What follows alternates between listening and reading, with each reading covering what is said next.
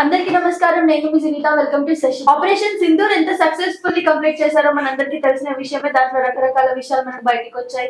వాళ్ళు బాగా సఫర్ అయ్యారని, మన వాళ్ళు కూడా కొందరు చచ్చిపోయారని. నిజంగా చనిపోయిన వాళ్ళకైతే మనం చాలా హ్యాండ్స్ ఆఫ్ చెప్పాలి. ఎందుకంటే మన దేశాన్ని కాపాడడానికి, మనం అందరం ప్రశాంతంగా ఉండడానికి వాళ్ళైతే వాళ్ళ ప్రాణాలు కోల్పోయారు. కాబట్టి ఆ ఫ్యామిలీ అందరు కూడా బాగా సఫర్ అయ్యారు. సో దానికి సంబంధించి గవర్నమెంట్ కూడా మంచి చర్యలు అయితే తీసుకుంది ఆ ఫ్యామిలీస్ కి సంబంధించి. మరి ఇప్పుడు ప్రెసెంట్ ఏంటి, ఏం నడుస్తుంది, ఇంకా నెక్స్ట్ కూడా ఇంకా యుద్ధం జరగబోతుంది అని అనుకుంటున్నారు. చాలా రకరకాల విషయాలు సోషల్ మీడియాలో వింటున్నాం కదా. దానికి సంబంధించి ఒక క్లారిటీ విషయాలన్నీ కూడా మీకు చెప్పడానికి అయితే వీడియో చేస్తున్నాం అనమాట. హాయ్ పవన్. హాయ్ జింత.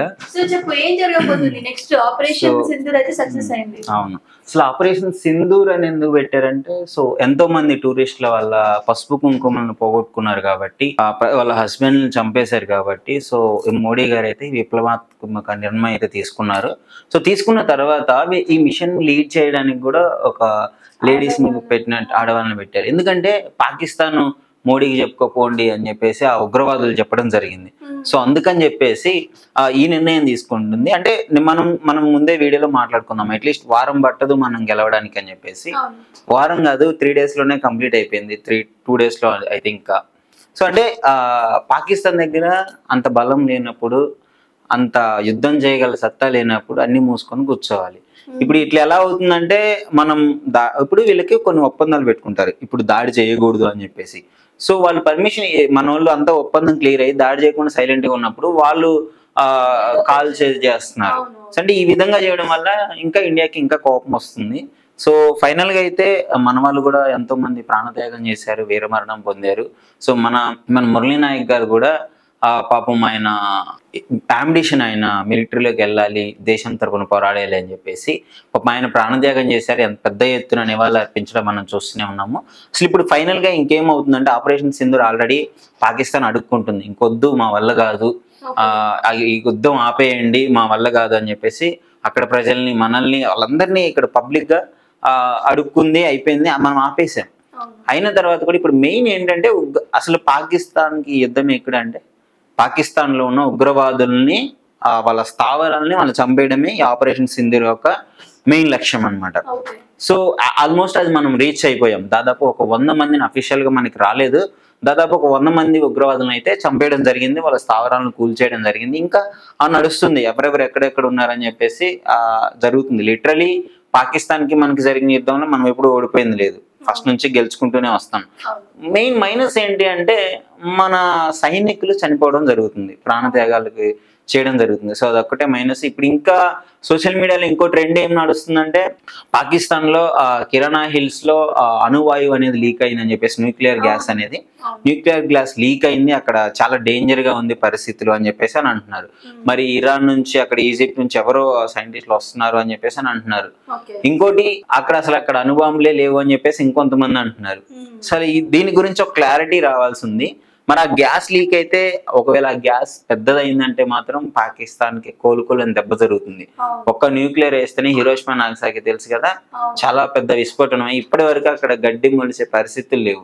అలాంటిది ఇంత టెక్నాలజీ పెరిగిన తర్వాత, ఇంత అడ్వాన్స్డ్ వెపన్స్ వచ్చిన తర్వాత ఇప్పుడు ఆ గ్యాస్ లీక్ అవుతుంది అని చెప్పేసి అని అంటున్నారు.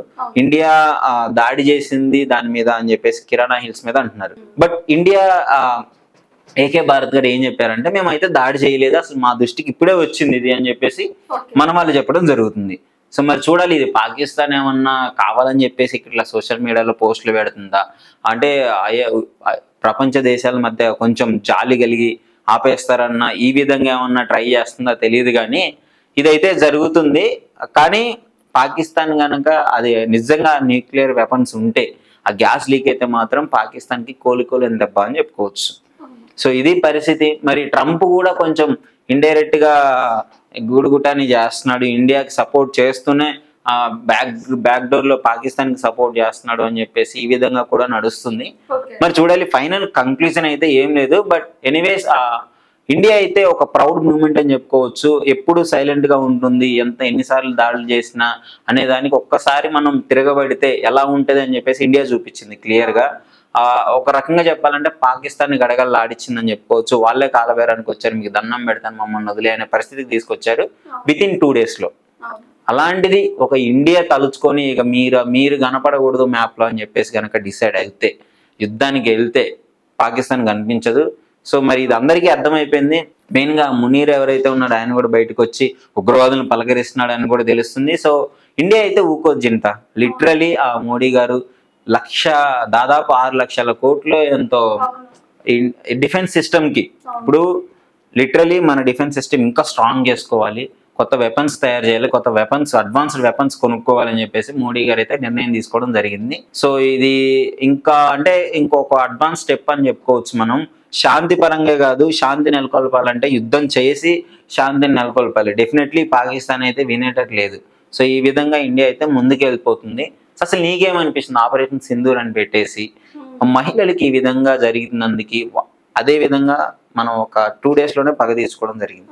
సో నీకేమనిపిస్తుంది? ఏంటంటే ఎప్పుడైతే మన భారతదేశంలో ఎప్పుడైనా ఇలాంటి దాడులు జరుగుతాయో ఖచ్చితంగా మోదీ గారు అయితే ఇన్స్టెంట్ రియాక్షన్స్ అయితే మనకి రివెంజ్ అయితే తీసుకుంటారు, ఎప్పుడో జరిగేదే.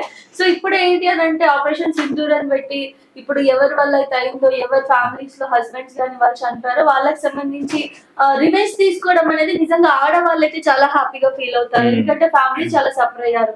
అందులో మోదీకి చెప్పండి అని చెప్పడం జరిగింది కదా, సో దానికి మంచి రివెంజ్ ఇచ్చారు. మోదీకి చెప్పారని కూడా కొన్ని ట్రోల్స్ అవి కూడా వచ్చాయి. సో మొత్తానికి అయితే చాలా మంచిగా చేశారు మోదీ గారు.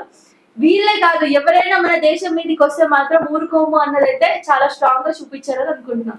సో ఇది అంటే ఫైనల్ గా అంటే ఒక చిన్న ఇష్యూ, ఎప్పుడు ఇండియా అయితే ఎప్పుడు సైలెంట్ గా ఉండదు, బట్ శాంతి అనే ఒక నినాదాన్ని ఉంచుకుంది కాబట్టే కొంచెం ఆగుతుంది.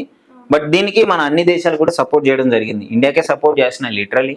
సో బ్యాక్ డోర్ లో కొన్ని కంట్రీస్ పాకిస్తాన్ కి సపోర్ట్ చేసినా పెద్దగా ఒరిగేది ఏం లేదు అని చెప్పుకోవచ్చు. సో ఫైనల్ గా ఇది కంక్లూజన్. దీనికి సంబంధించి మరిన్ని అప్డేట్స్ కోసం మీరు ఆ శశి టీవీని చూస్తూనే ఉండండి, మరిన్ని అప్డేట్స్ మీకు ఇస్తూనే ఉంటాము. సో ప్రెసెంట్ అయితే ఆపరేషన్ సింధూర్ సక్సెస్ అయింది. ఆ తర్వాత ఏం జరగబోతుంది, నిజంగానే ఇప్పుడు ఇండియా కంట్రోల్ అవుతుందా, ఎక్కడితో ఆగిపోతుందా, లేదు ముందు ముందు ఇంకా ఫార్వర్డ్ వెళ్తుందా అని చెప్పేసి, అసలు ఏం జరుగుతుంది జమ్మూ కాశ్మీర్ అని చెప్పేసి ముందు ముందు మీకు అప్డేట్ ఇస్తూనే ఉంటాము. చూస్తూనే ఉండండి శశి టీవీ.